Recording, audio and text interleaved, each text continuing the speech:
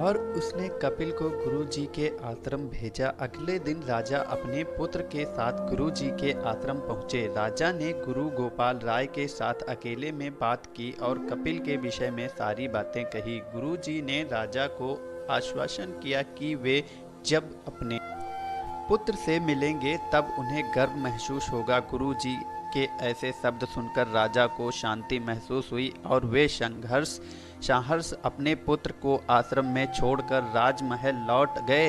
अगले दिन सुबह गुरुजी के खास चेले द्वारा कपिल को भिक्षा मांग कर खाने को कहा गया, जिसे सुनकर कपिल ने साफ इनकार कर दिया। चेले ने उसे कह दिया, अगर पेट भरना है तो भिक्षा मांगनी होगी और भिक्षा का समय शाम तक ही है, अन्यथा भूखा रहना पड़ेगा। कपिल ने अपनी अकड़ में चेले की बात नहीं मानी और शाम होते होते उसे भूख लगने लगी, लेकिन उसे खाने को नहीं मिला। दूसरे दिन उसने भिक्षा मांगना शुरू किया। शुरुआत में उसके बोल के कारण कोई भिक्षा नहीं देता था, लेकिन गुरुकुल में सभी के साथ बैठने पर उसे आधा पेट भोजन मिल जाता था। धीरे धीरे उसे मीठे बोल का महत्व समझ आने लगा और करीब 1 महीने बाद कपिल को भरपेट भोजन मिला, जिसके बाद उसके व्यवहार में बहुत परिवर्तन आए। इसी तरह गुरुकुल के सभी नियमों ने राजकुमार में बहुत परिवर्तन किए, जिसे गोपाल राय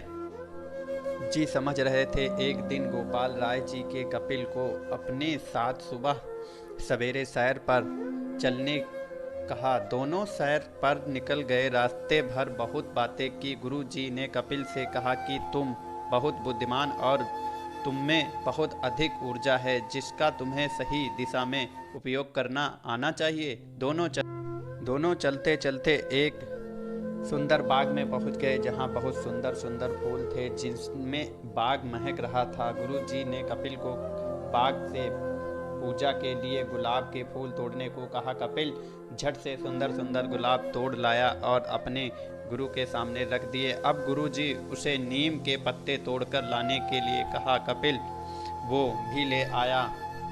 अब गुरुजी ने उसे एक गुलाब सूंघने दिया और कहा, बताओ कैसा लगता है। कपिल ने गुलाब सूंघा और गुलाब की बहुत तारीफ की। फिर गुरुजी उसे नीम के पत्ते चखकर उसके बारे में कहने को कहा। जैसे ही कपिल ने नीम के पत्ते खाए, उसका मुंह कड़वा हो गया और उसने उसकी बहुत निंदा की और कतर पीने का पानी ढूंढने लगा। कपिल की यह दशा देखकर गुरुजी मुस्कुरा रहे थे। पानी पीने के बाद कपिल को राहत मिली। फिर उसने गुरुजी से हंसने का कारण पूछा। तब गुरुजी ने उसे कहा कि जब तुमने गुलाब का फूल सूंघा तो उसकी खुशबू बहुत अच्छी लगी और तुमने उसकी प्रशंसा की, तारीफ की, लेकिन जब तुमने नीम की पत्तियां खाई तो तुम्हें वो कड़वी लगी और तुमने उसे थूक दिया और इसकी निंदा भी की। गुरुजी से कपिल को समझाया, जिस प्रकार तुम्हें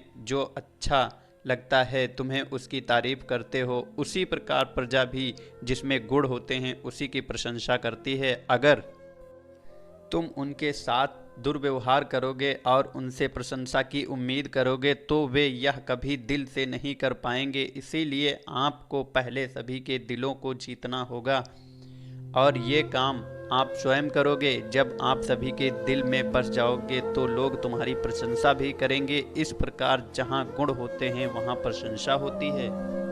कपिल को सभी बातें विस्तार से समझ आ जाती हैं और वो अपने महल लौट जाता है। कपिल में बहुत परिवर्तन आ जाता है और यह सब राजा देखकर बहुत प्रसन्न होता है और अब उसने अपने राज्य की चिंता नहीं थी।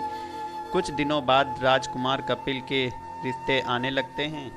लखनऊ की राजकुमारी सुहाना से उसका विवाह हो जाता है। विवाह के बाद राजा विवेक राज्य अभिषेक की घोषणा कर देते हैं और कपिल को राज्य का राजा बना देते हैं। कपिल अपनी प्रजा का विशेष ध्यान रखता है। इस प्रकार वो एक अच्छा राजा बनता है।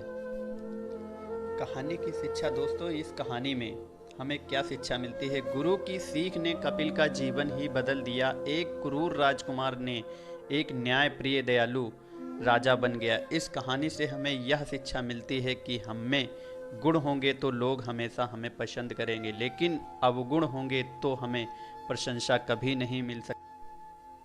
दोस्तों प्लीज़ चैनल को सब्सक्राइब करना ना भूलें। प्लीज़ चैनल को सब्सक्राइब, लाइक, कमेंट ज़रूर करें।